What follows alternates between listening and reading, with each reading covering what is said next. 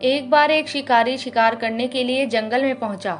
उसने अपने तीर पर बहुत ही खतरनाक जहर लगाया और शिकार को निशाना बना करके उसने तीर को छोड़ा। लेकिन उसका तीर चूक गया और तीर एक पेड़ पर जा लगा। वह पेड़ बहुत ही हरा भरा था और बहुत सारे तोते उस पेड़ पर रहते थे। जैसे ही वह जहरीला तीर उस पेड़ पर जाकर लगा, वह पेड़ धीरे धीरे सूखने लगा और उस पेड़ पर जो भी तोते रहते थे वह एक एक करके उस पेड़ को छोड़कर जाने लगे। उस बड़े से पेड़ के कोटर में एक बहुत ही बूढ़ा तोता रहता था, जो बहुत ही धर्मात्मा और अच्छे मन का था।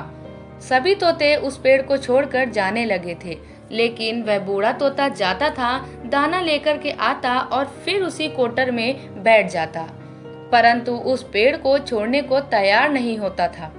बूढ़े तोते के साथियों ने कई बार आकर के उसे समझाया कि यह पेड़ सूख रहा है और किसी दिन भी गिर जाएगा, चलो किसी और पेड़ पर चलकर रहो चल के।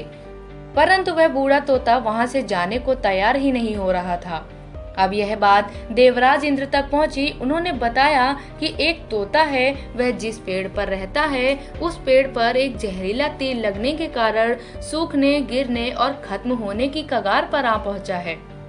और एक बूढ़ा तोता अभी भी वहीं पर रह रहा है। वह दाना लेकर आता है और वहीं पर रहता है, जबकि उस जंगल में बहुत सारे पेड़ हैं, लेकिन वह उसी पेड़ पर रह रहा है। देवराज इंद्र प्रकट हुए और उस बूढ़े तोते से कहने लगे कि आप बहुत धर्मात्मा हैं, बहुत ही अच्छे मन के हैं, लेकिन आप इस पेड़ को छोड़कर किसी और पेड़ पर चले जाइए, क्योंकि यह पेड़ कुछ ही दिनों में गिर जाएगा। तालाब के पास में बहुत से बड़े बड़े हरे भरे पेड़ हैं, बड़े बड़े कोटर हैं, उन पेड़ों पर फल भी लगे हुए हैं, उन्हें वहीं पर तोड़कर खा सकते हैं, परंतु यहाँ से आप चले जाइए। तोता बोला, माफ कीजिएगा, इस पेड़ ने मुझे जीवन दिया है, शिकारियों से मेरी रक्षा की है, हर मौसम में मेरे साथ रहा है, ये कोटर मेरा घर है, यहाँ मैं पला बड़ा हूँ, इस पेड़ को मैं छोड़कर कैसे जा सकता हूँ। इस पर संकट आया है तो क्या मैं इसे छोड़कर चला जाऊं? मैं ऐसा कभी नहीं कर सकता। देवराज इंद्र तोते की इस बात से बहुत ही प्रसन्न हुए। उन्होंने तोते से कहा, मैं आपके इस बात से बहुत खुश हूँ, मांगो जो आपको मांगना हो। उस बूढ़े तोते ने कहा, मुझे बस इतना मांगना है कि जिस पेड़ ने मुझे जन्म दिया, जहाँ मैं रहा पला बढ़ा, जिसे आप मेरा जन्मभूमि कह सकते हो, आप इसे फिर से वैसा ही हरा भरा कर दो जैसा ये पहले था।